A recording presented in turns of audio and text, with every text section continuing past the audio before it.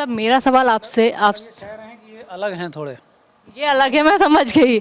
मेरा सवाल आपसे ये है कि बड़े पर्दे पर ऐसी बहुत सारी मूवीज़ हैं जो पहले कहानी पर थी, किताबों पर थी, और उसके बाद वो पर्दे पर आई। गाइड का एग्जांपल ले लीजिए, शानदार फिल्म थी वहीदा रहमान और देवानंद की। और इसके अलावा तीसरी कसम की अगर हम बात करें, वो भी एक उपन्यास पर आधारित थी। तो अगर तिरिच की बात करें तो मेरे ख्याल से 1980 में लिखी गई है और अब जाकर ये पर्दे पर उतर रही है। किस तरह देखेंगे इसको? ओटीटी का ज़माना आ गया अब। देखिए शेक्सपियर के प्ले तो उससे भी पहले सैकड़ों बरस पहले की कहानी है ना, बट वो ओमकारा बनी, मकबूल बनी, है ना।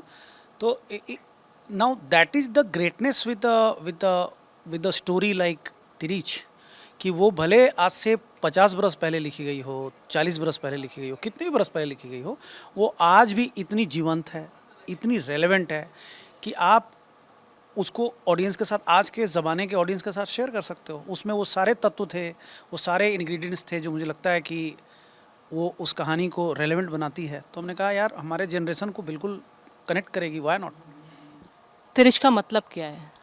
तिरीच एक जानवर है कहानी में भी और इनफैक्ट हकीकत में भी। एक उसको मॉनिटर लिजार्ड बोलते हैं अंग्रेज़ी में। का कुछ लोग कहते हैं विषैला होता है, कुछ लोग कहते हैं विषैला नहीं होता है। लेकिन कहानी के अंदर ये एक जानवर भी है और ये एक मेटाफर भी है, तो मेटाफोरिकल स्टोरी है। तो मतलब इंसान के अंदर की हैवानियत, क्या इस तरह देख सकते हैं हम इसको?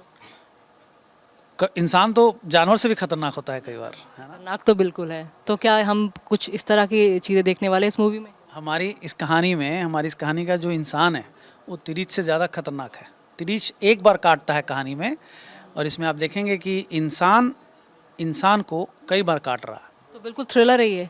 क्योंकि अगर चंदन के कैरेक्टर की बात करें पंचायत में, तो ये एक मजाकिया कैरेक्टर था, कॉमिक वाला कैरेक्टर था। तो चंदन कैसे इस रोल में फिट बैठे एक सीरियस रोल के लिए? See this is what an actor can pursue. वो अपने आप को मेरे ख्याल से मॉडिफाई करता है, री असेंबल करता है ना। कोई भी अच्छा अभिनेता कभी भी मोनोटोनी को एक्सेप्ट नहीं करेगा। Every time doing the same thing, every time singing the same song, writing the same lyrics, it will not good like. तो मुझे लगता है कि इनके अंदर वो अर्ज थी, वो भूख रही होगी, लिटरेचर के प्रति उनका ये सम्मान रहा होगा। तो हम लोग, आई थिंक जब हम लोग पहली बार मिले तो it was like very much like on a very first meeting it was like good understanding.